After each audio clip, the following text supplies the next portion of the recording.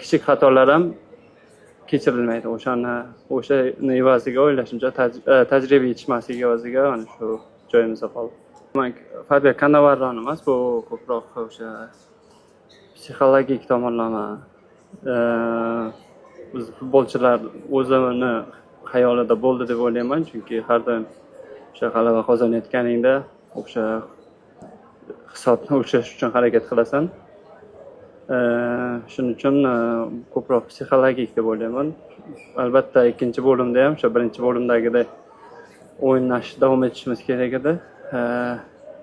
Lekin shuni unutmaslik kerakki, o'sha Kongo ham juda fizik tomonlama ancha kuchli terma jamoalardan biri. Undan oldingi o'yinlarda ham ko'rsatdi va ularga g'alaba kerak edi. Ular ham majbur qildi deb o'ylayman, ko'proq himoyaga ochildi.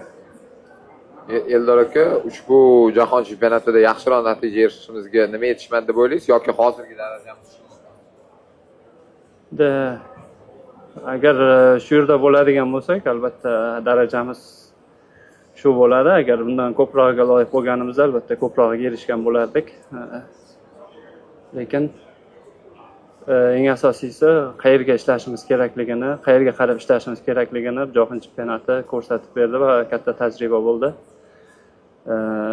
Futbolchilar ham borini berib o'ynashdi hammasi. Albatta bu yerda oson o'yinda o'zi bo'lmaydi.